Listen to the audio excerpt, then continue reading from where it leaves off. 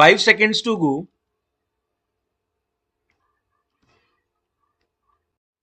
In presenting this report, my first duty would be to thank the Devar Commission for preparing this valuable document.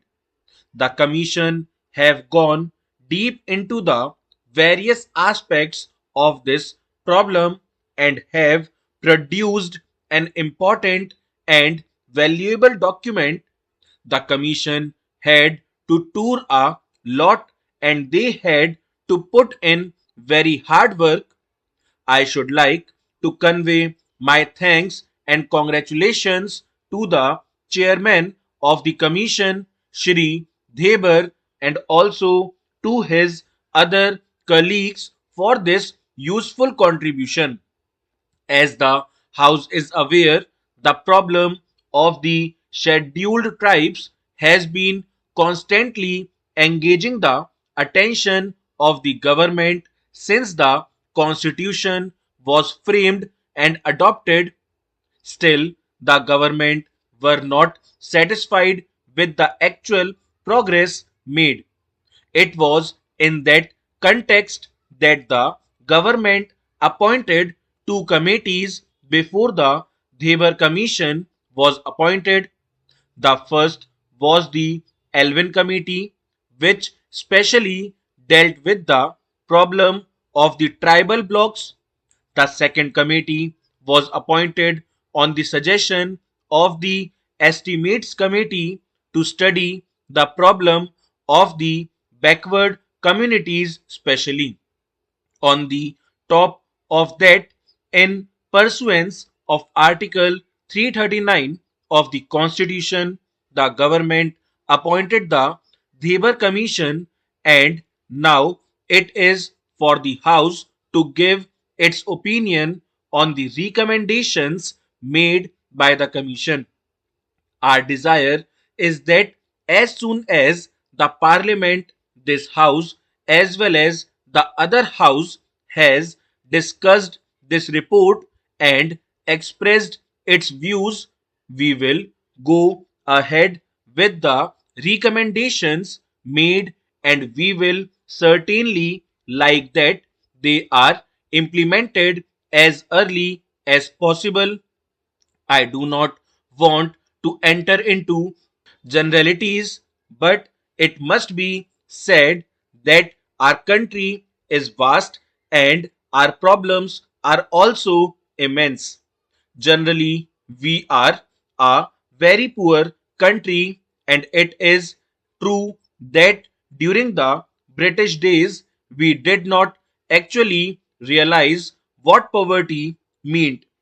People suffered without much protest, but now, when the country is trying to go ahead with economic development, it is but natural that every section of our community should like to progress simultaneously. I think if we are frank, we should admit that there are certain weaker sections of our community in the country who have not made as much advance and progress as others have done. It has therefore become very important that we should lay special emphasis on the development of the scheduled castes and the scheduled tribes.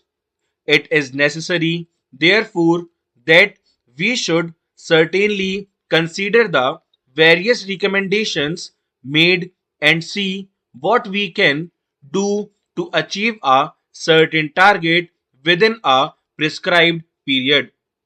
The scheduled tribes have been living in isolated places, far off places, not connected with roads. They do not have any amenities of life, neither medical aid nor even proper educational facilities.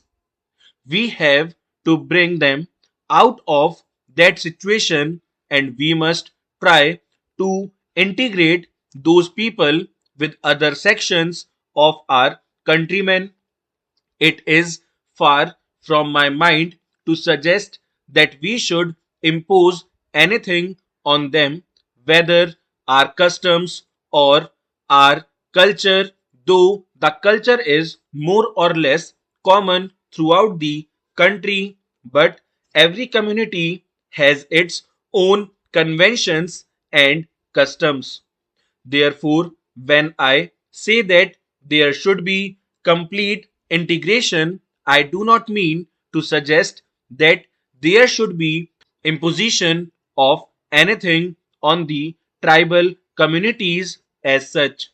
Still, it is essential that integration will only be possible if their standards are raised, if they are more or less brought to the same level where we or the other people are who are not so isolated.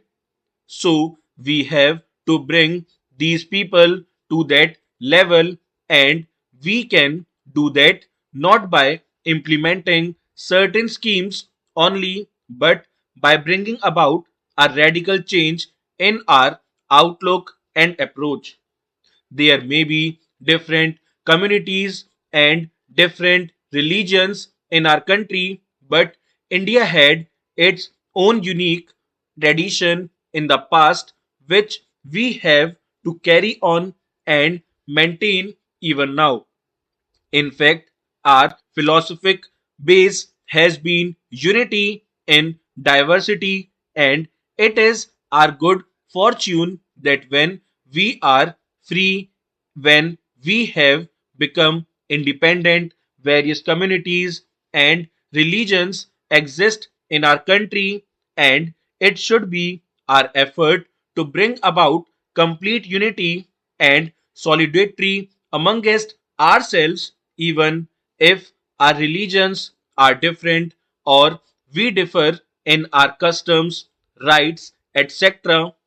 So I think that it is a challenge to all of us, and I have no doubt that we will be able to meet this challenge. I do not want to take more time of the house. As I said in the beginning, I do not want to enter into generalities. So far as the recommendations of the Commission are concerned, they are broadly be divided into two categories. There are recommendations which are to be dealt with or which directly concern the Home Ministry and some other ministries of the Government of India. There are other recommendations which mainly concern the state governments. In fact, it is the state governments which have really to execute and implement the programs. Full stop.